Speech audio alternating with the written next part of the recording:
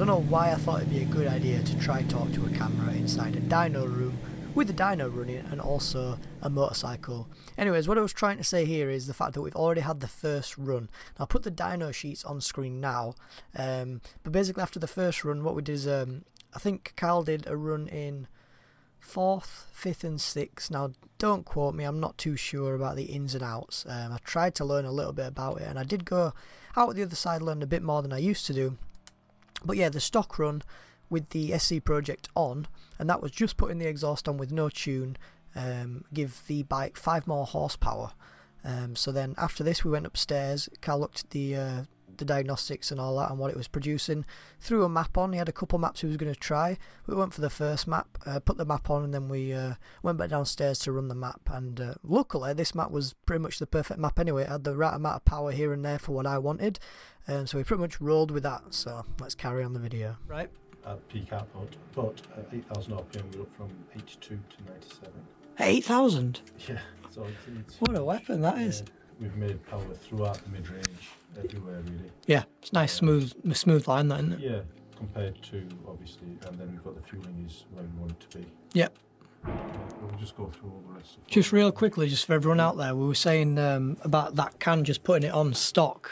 Stock, yeah. I mean, we can run some comparisons as to what it made right with other, but so far I think that's the best one we've had on. Yeah.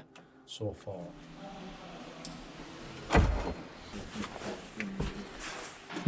It made more power than the Acura.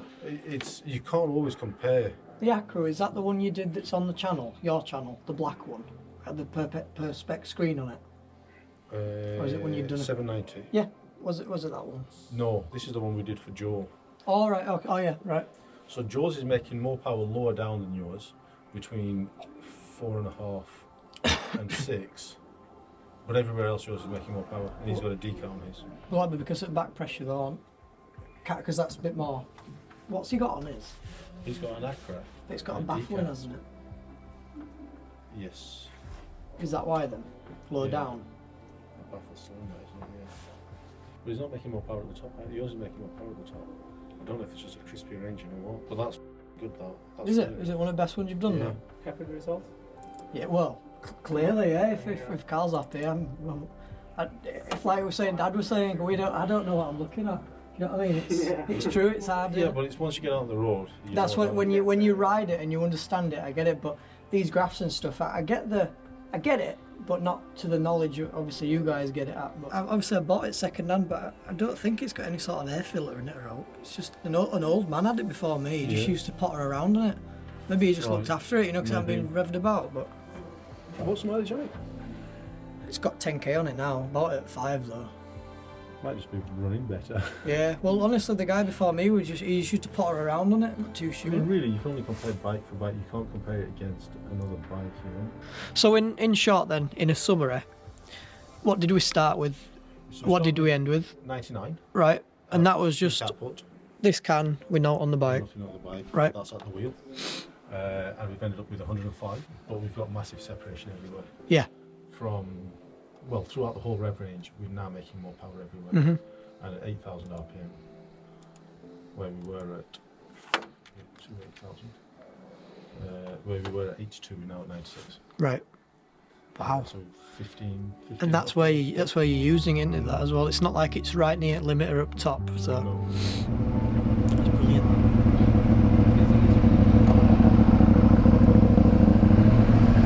Look after yourself. Thank you very much. See you in a bit.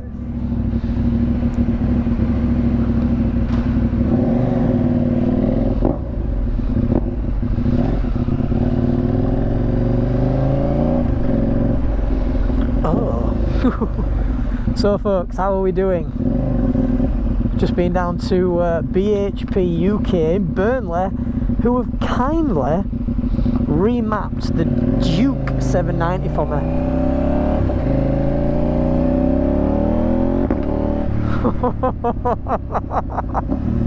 Holy shit! So, a lot of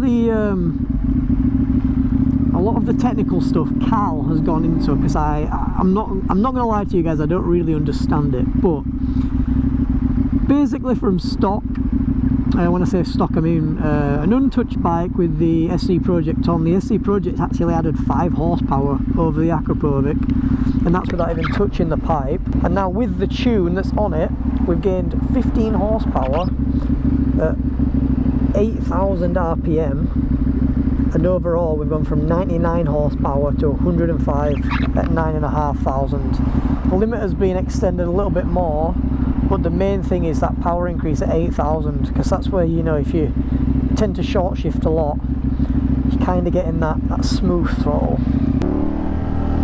This now makes at 8,000 RPM what it made before at full chat, which is unbelievable. So, but as I was saying, the main thing isn't, to me, the main thing is not the power increase. The main thing is the smoothness of the throttle. Obviously the power and the torque and stuff is a huge plus, but to just ride around one-handed, I mean, we're in sport mode now, we'll try it in track. These, look at that, track mode at 1,500 RPM, just sat tickling away. Third gear, fourth gear, quick shifts up perfectly. Again, we're in track mode at 2,000 RPM at 20 mile an hour. Fifth, 20 mile an hour, we'll take it. Let's lower my gear so they're getting back of here. That shifter's working a little bit better as well. I'm not sure whether that's just a placebo thing, but yeah, I just want to say a huge thank you to Cal and the team down at BHP for organising it and getting me over there, mapping the bike. It has been a fantastic experience. Over on their channel as well, I'll have a video of that. They've got like a professional videographer in there, so that'll be pretty good. Might use some footage if I'm allowed in this video, but yeah, big thank you to them. Can't wait to see what this bike's like on full chat. I mean, it doesn't even feel like I'm in track mode. Like when you come off the throttle and back on, it's instant before it has that flat spot, that like snatchiness where you come off, it's hunting for a gear and then it finds that RPM. But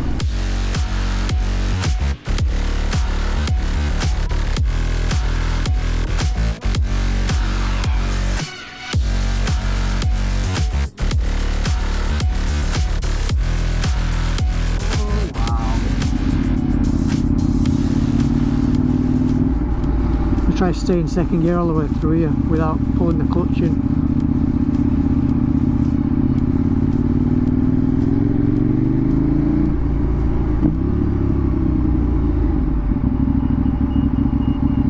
And this thing in front of us here.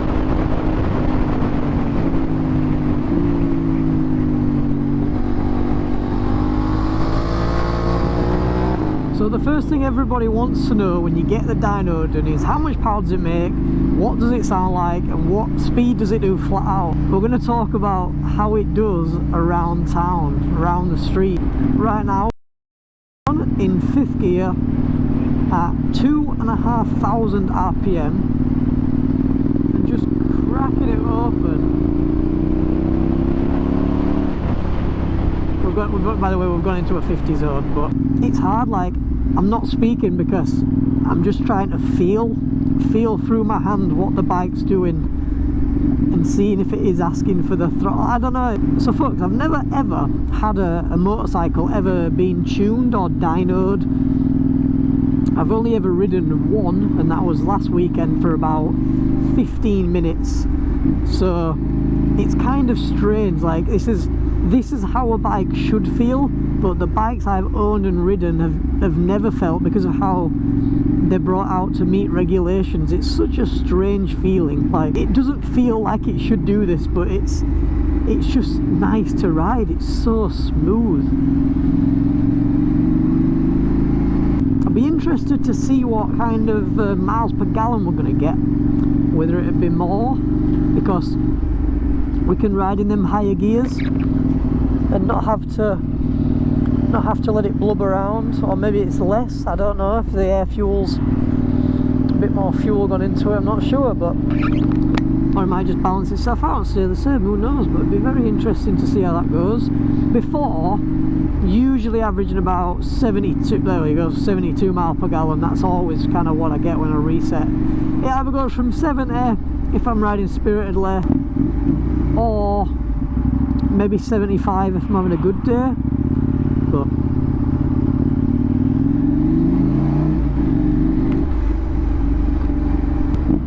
and she still pops, which I'm glad about, because I thought that we're going to get rid of.